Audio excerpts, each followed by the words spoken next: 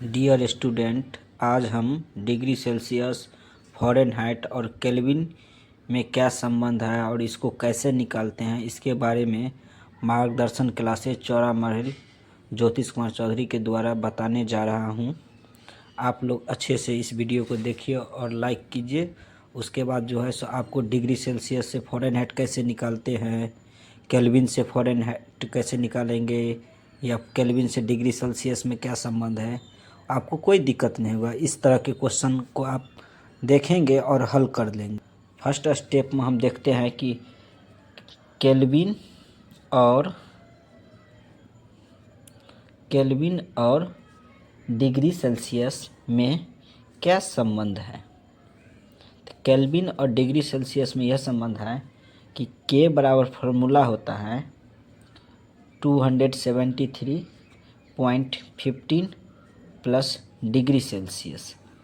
ये फार्मूला होता है। इसको हम ऐसे भी लिख सकते हैं, के बराबर 273 प्लस डिग्री सेल्सियस 0.15 नहीं भी लिख सकते हैं, मतलब 15 नहीं भी लिख सकते हैं। इसका ये फार्मूला आता है। अगर क्वेश्चन रहेगा, क्वेश्चन ऐसे रहेगा कि 20 डिग्री सेल्सियस को केल्विन में बदले, तब हम इसको कैसे बनाएंगे। तो 20, चूँकि हम जानते हैं कि के बराबर 273 प्लस डिग्री सेल्सियस होता है, मतलब 273 प्लस 20 हो गया 293 केल्विन। ये हो गया नॉर्मल क्वेश्चन। एक क्वेश्चन और लेते हैं। 100 डिग्री सेल्सियस को अगर हम केल्विन में बदलेंगे, केल्विन में बदलने पर कितना होगा आंसर। तो इसका होता है के बराबर 273 प्लस डिग्री सेल्सियस, मतलब 273 प्लस 100 373 केल्विन। इसको हम ऐसे सॉल्व करेंगे कब, जब डिग्री सेल्सियस को केल्विन में बदलना हो तब, क्योंकि के बराबर फार्मूला होता है 273 प्लस डिग्री सेल्सियस। अगर दूसरा फार्मूला ये होता है कि अगर आपको डिग्री सेल्सियस निकालना हो और केल्विन दिया हो तो के बराबर होता है डिग्री सेल्सियस बराबर होता है के माइनस 273.15 लिख भी सकते हैं, नहीं भी लिख सकते हैं। डिग्री सेल्सियस बराबर फार्मूला होता है के माइनस 273, मतलब 273। इसको हम क्वेश्चन लेते हैं एक। अगर कोई पूछेगा कि 310 केल्विन को डिग्री सेल्सियस में बदले, या इसको ऐसे भी बोल सकते 310 केल्विन जो है सो डिग्री सेल्सियस में कितना होगा। तो degree Celsius equal to formula होता है के माइनस 273। के माइनस 273 मतलब 310 माइनस 273, तो ये हो गया आपको 37 डिग्री सेल्सियस। अगर एक क्वेश्चन और लेते हैं, क्वेश्चन लेते हैं कि 323 को डिग्री सेल्सियस में बदले, तब हम के बराबर डिग्री सेल्सियस इक्वल टू के माइनस 273। अब देखो इसमें क्या करेंगे, तो यहाँ पे के का वैल्यू है 323 में से 273 को सब्ट्रैक्ट करेंगे। जब हम घटाते हैं तो यहाँ पर होता है आपको 50 डिग्री सेल्सियस। ये हो गया कब, जब आपको रहेगा डिग्री सेल्सियस में बदलना, मतलब केल्विन दिया रहेगा, डिग्री सेल्सियस में बदलना रहेगा, तो इसका फार्मूला ये होता है। अगर आपको डिग्री सेल्सियस दिया रहेगा और केल्विन में बोलेगा बदलने के लिए, तो आपको के बराबर फार्मूला आता है 273 प्लस डिग्री सेल्सियस। यहाँ पर हम 0.15 लिख भी सकते हैं, नहीं भी लिख सकते हैं। ये रिलेशन है किस में, तो डिग्री सेल्सियस से केल्विन में बदलना और केल्विन को डिग्री सेल्सियस में कन्वर्ट करने का ये फार्मूला होता है। अब नेक्स्ट फार्मूला आता है जब डिग्री सेल्सियस और फ़ारेनहाइट में रहेगा, तब हम कैसे डिग्री सेल्सियस को फ़ारेनहाइट में बदलेंगे या फ़ारेनहाइट को डिग्री सेल्सियस में बदलेंगे। तो इसमें पहला फार्मूला होता है degree Celsius equal to Fahrenheit F-32, मतलब फ़ारेनहाइट में से 32 को घटाएंगे, उसके बाद 5/9 से मल्टीप्लाई करेंगे। मतलब ये हो गया फार्मूला किसका, जब हम क्वेश्चन रहेगा जो फ़ारेनहाइट को डिग्री सेल्सियस में बदले। क्या रहेगा क्वेश्चन ऐसे रहेगा कि 77 डिग्री फ़ारेनहाइट को डिग्री सेल्सियस में कितना मान होगा। यह क्वेश्चन रहेगा कि 77 डिग्री फ़ारेनहाइट को डिग्री सेल्सियस में बदलने पर उसका कितना वैल्यू होगा। मतलब 77 डिग्री फ़ारेनहाइट को डिग्री सेल्सियस में बदलना। तो डिग्री सेल्सियस का फार्मूला होता है degree Celsius equal to F-32, मतलब फ़ारेनहाइट में से 32 को घटाएंगे, उसके बाद 5/9 से मल्टीप्लाई करेंगे।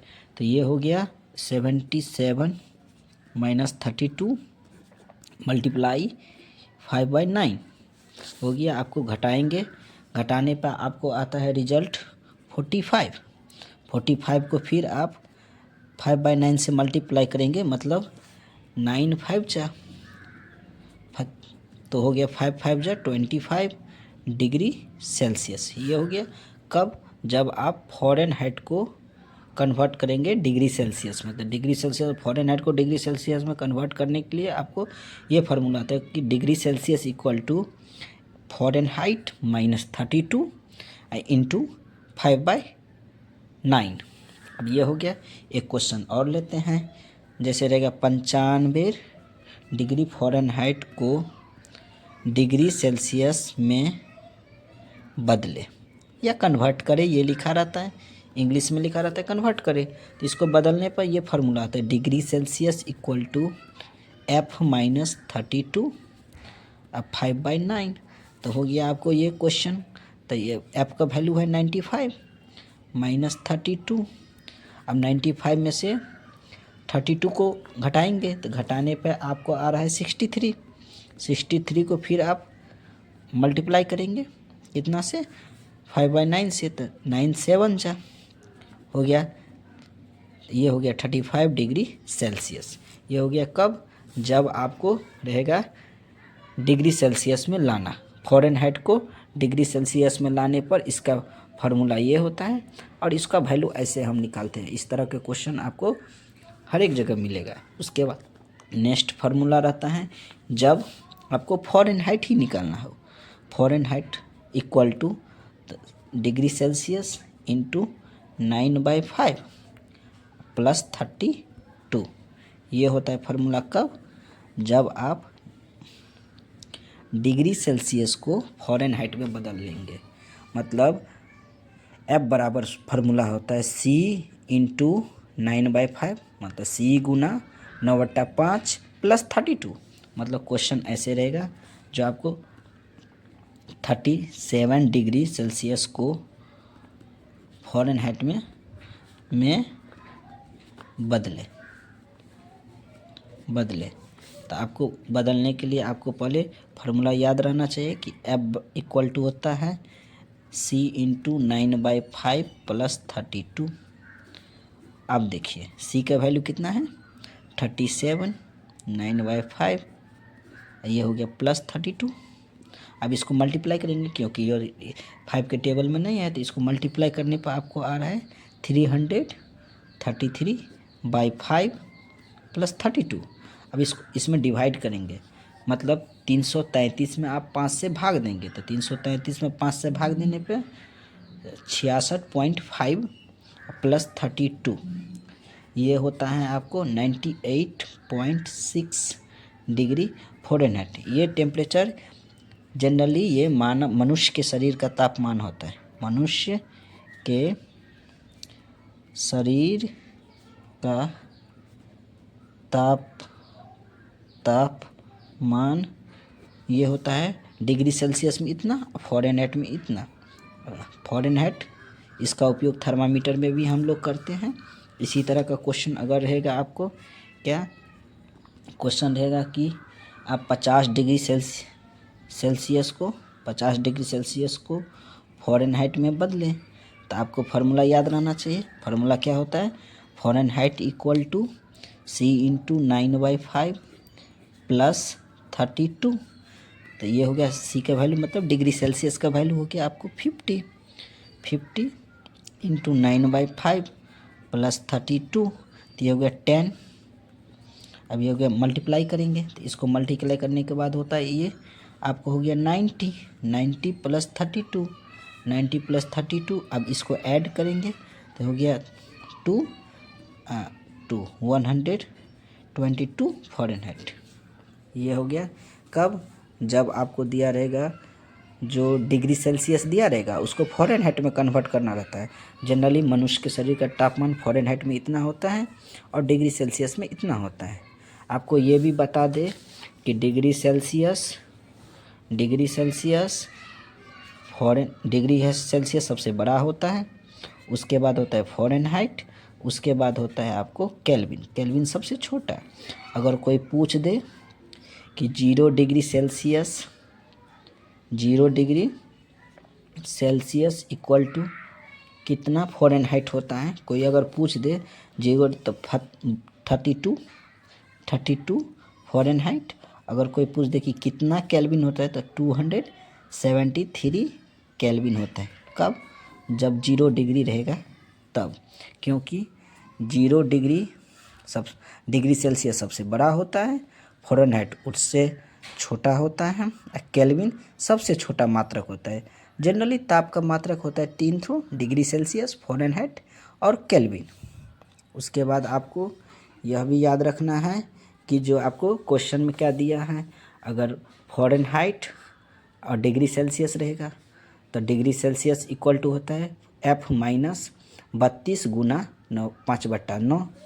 इस तरह का क्वेश्चन रहेगा। आपको इस तरह का क्वेश्चन मिलेगा सभी जगह, ये फिजिक्स में भी रहता है और मैथ में। आगे आपका एक क्वेश्चन और रहेगा इस तरह के कि केल्विन से फ़ारेनहाइट में बदलना है। तो केल्विन से फ़ारेनहाइट में बदलने के लिए तो कोई फार्मूला नहीं होता है। इसके लिए आपको पहले केल्विन से डिग्री सेल्सियस में जाना होगा, क्योंकि केल्विन का रिलेशन डिग्री सेल्सियस में होता है। डिग्री सेल्सियस इक्वल टू होता है केल्विन मतलब K माइनस 273। अब क्या करना है, 333 को 273 में से घटाना है, तो उसको घटाने पर आपको हो गया 60 डिग्री सेल्सियस। अब इसका संबंध फ़ारेनहाइट से है, क्योंकि हम जानते हैं जो फ़ारेनहाइट इक्वल टू होता है C इंटू 9/5 प्लस 32। तो आपको ऐसे बनाना पड़ेगा, आपको 60 इंटू 9/5 प्लस 32, ये कट गया आपको 12 5 जा।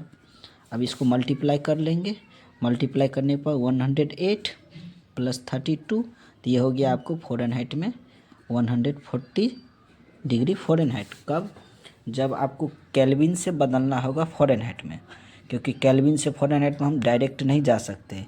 इसके लिए आपको पहले डिग्री सेल्सियस में जाना होगा।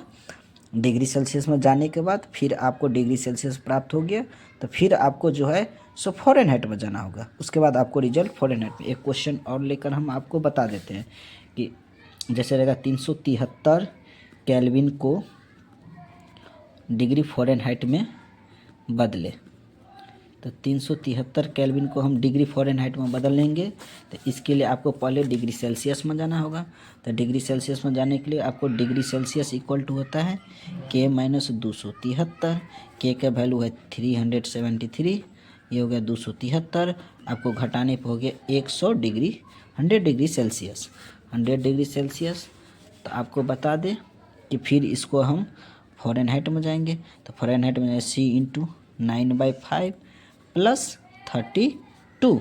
अब देखिए C का वैल्यू है 100, यहाँ पर हो गया 100 गुना 9/5 प्लस 32, ये कट गया 20 बार में।